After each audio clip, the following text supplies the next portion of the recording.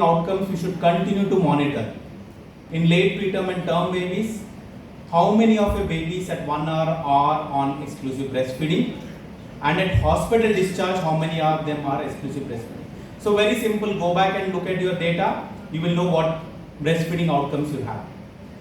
Breastfeeding at 6 weeks and 6 months, we are abysmally poor, 50% is what we are hearing, and from your unit, you can go back and see if your rates are like this, there's so much scope to improve. And if they're like what Dr. Kanya and Dr. Kumada has shown, 85%, 87%, still there is improvement, another 15%. So everybody has a chance for improvement, nobody has achieved 100%. So there is always some scope. More important is this high-risk babies, that is very low birth weight, very preterm babies. And in these babies, the outcomes we should be constantly looking for are colostrum feeding in the first 6 hours. Now from 6 hours, some people are saying first 1 hour. How many babies in your NICU have got first hour colostrum? Proportion of mother's own milk as enteral feeding till 2 weeks until discharge. This parameter is very, very important.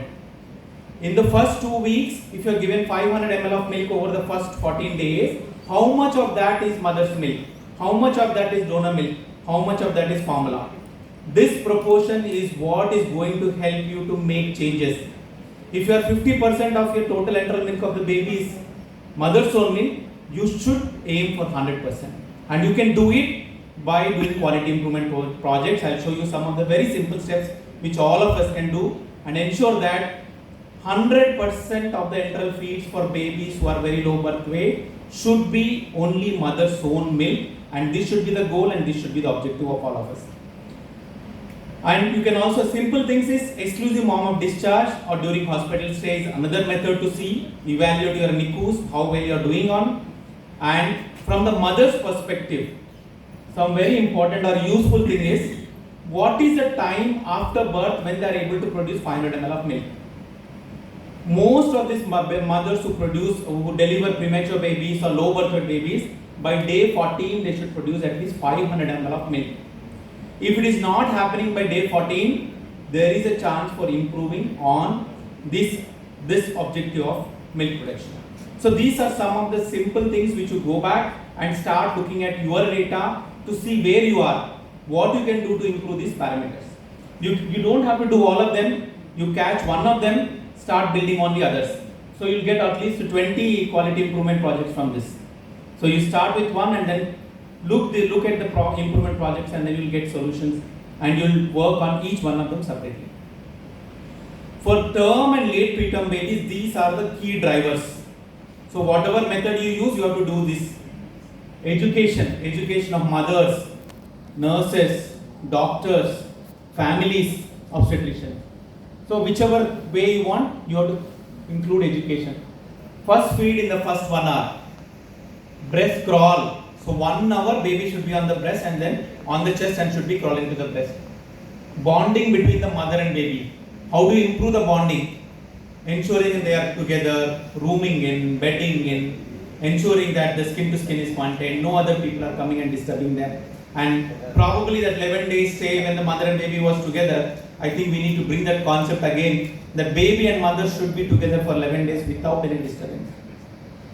Additional and dedicated staff. I think this is very important in facilities where they do not have where nurse has to do everything, it is not possible. We need to work on getting additional and dedicated staff. We need to show examples, and then only we can work on improving the breastfeeding rates in term and late preterm babies. We have talked about companion at the time of birth. So one of them could be, this need not be only a staff, this can be anybody else, additional people. And post-discharge management, we have seen Dr. Kumada showing how we can keep track of post-discharge breastfeeding. So we need to work on this. So these are the key drivers for improving the breastfeeding rates in preterm, in late preterm and term babies. What is differing in preterm and very low birth weight babies is these two. There is something you have to work on expression of milk. They have to pump 6 to 8 times a day, at least 1 to 2 times in the night from the word go. First pumping should be in the first 1 hour after birth, and subsequently 6 to 8 times a mother has to pump per day, at least 1 or 2 times in the night. So total 8 pumps per night. Along with education, bonding, additional dedicated staff, these are the special things for preterm babies. Expression of milk, pump usage. I know there was a debate on pump and manual. Manual is good for the first 3-4 days.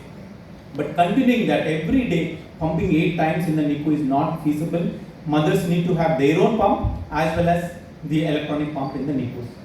Recording of milk output and volume and milk diary. This again is a very, very important aspect. Only when you record, you'll understand where you are.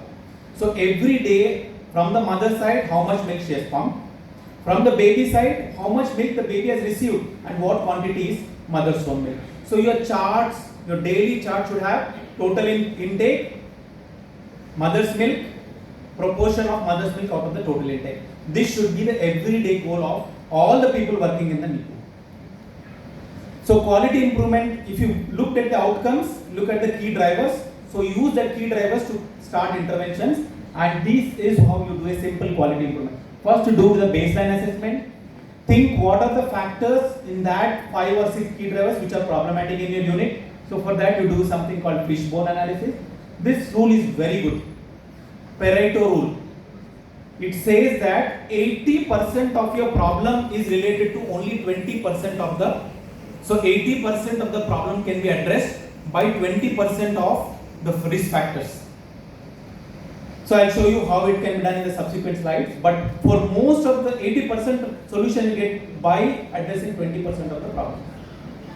So always do the interventions in PDSA cycles. Small steps by step you have to do to get the correct outcome. And outcome analysis should be continuously monitoring. So you take 6 hours of breastfeeding, you start